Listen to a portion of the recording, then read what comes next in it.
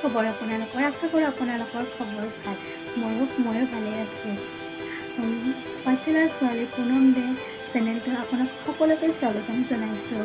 যিহেতু মই বৰ্তমান ৰেচিপি দি আছোঁ, আপোনালোকৰ লগত ৰেচিপিয়ে শ্বেয়াৰ কৰি আছোঁ। মই ব্লগ দিয়া নাই, ব্লগ দিয়া হোৱা নাই, পিছলৈ ব্লগ দিম বাৰু। মই ৰাতিপুৱাৰ পৰা আবেলিলৈকে কি কৰোঁ দেখুৱাই থাকিম। কিন্তু এতিয়া আপোনালোকৰ ৰেচিপিসমূহ বাৰু কেনেকুৱা লাগিছে কমেণ্ট কৰি জনাব। আজি এটা নতুন ৰেচিপিৰ সৈতে আহিছোঁ। সেই ৰেচিপিটো কেনেকৈনো বনাওঁ আপোনালোকক দেখুৱাম, বলক তেন্তে আহক। মচুৰ দাইলখিনি বটি লৈছোঁ। ইয়াতে পিঁয়াজ দি দিছোঁ, জলকীয়া দি দিছোঁ, নৰসিংহৰ পাত দি দিছোঁ। এতিয়া নিমখ দি দিছোঁ আৰু হালধি গুড়ি দি পেলাই ভালদৰে মিক্স কৰি ল'ম।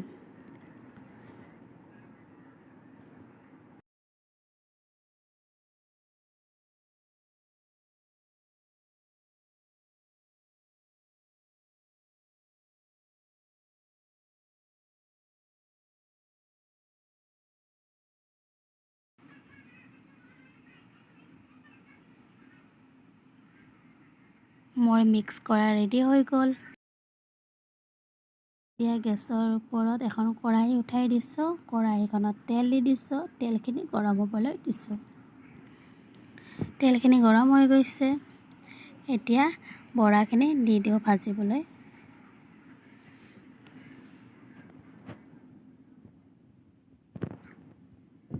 আপোনালোকে যদি মোৰ চেনেলটোত নতুন হয় তেন্তে ছাবস্ক্ৰাইব কৰিব আৰু কাষতে থকা বেল আইকনটো হিট কৰি দিব। তেতিয়া মোৰ আহিবলগীয়া ভৱিষ্যতে ভিডিঅ'সমূহ আপোনালোকে ন'টিফিকেশ্যনসমূহ পাই থাকিব।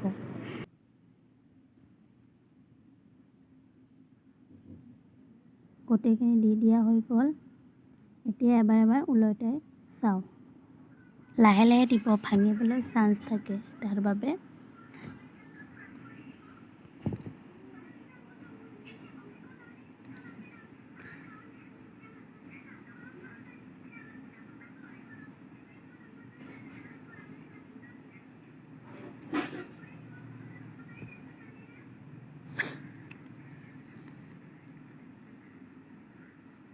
এতিয়া বৰাখিনি মোৰ ৰেডি হৈ গৈছে। এখন কাঁহীত নমাই লওঁ।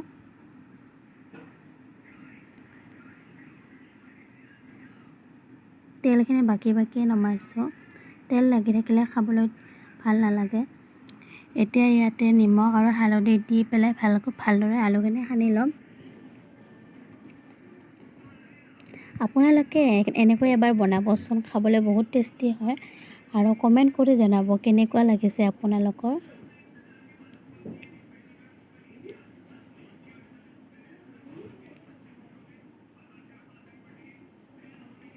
এতিয়া মছলাখিনি ৰেডি কৰি ল'ম। ইয়াতে আদা নহৰু বটি লৈছোঁ, জিৰা বটি লৈছোঁ, জলকীয়া বটি লৈছোঁ আৰু ইয়াতে নিমখ হালধি দি পেলাই মছলাখিনি ৰেডি কৰি লওঁ।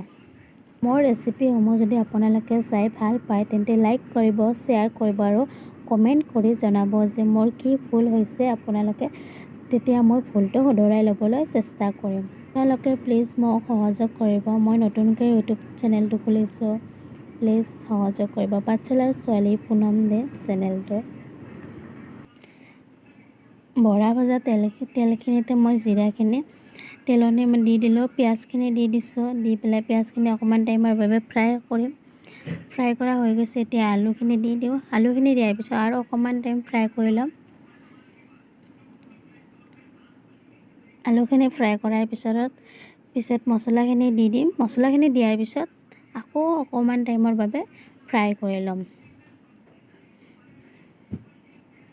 যিহেতু ইয়াতে আদা আৰু নহৰু দিয়া আছে, কেঁচা গোন্ধ নোযোৱালৈকে মছলাখিনিৰ লগত আলুখিনিও ভাজি থাকিবলৈ লাগিব।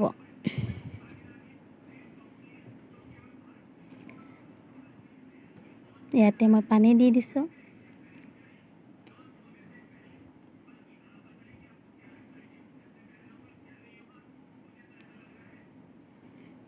এতিয়া অকণমান টাইমৰ কাৰণে মই গেছটো কমাই দিছিলোঁ। এতিয়া উতলি গৈছে, আলুখিনিও প্ৰায় সিজি গৈছে। এতিয়া ইয়াতে বৰাখিনি দি দিওঁ। বৰাখিনি দিয়াৰ পিছত অকণমান টাইমৰ বাবে উতলিবলৈ দিছিলোঁ।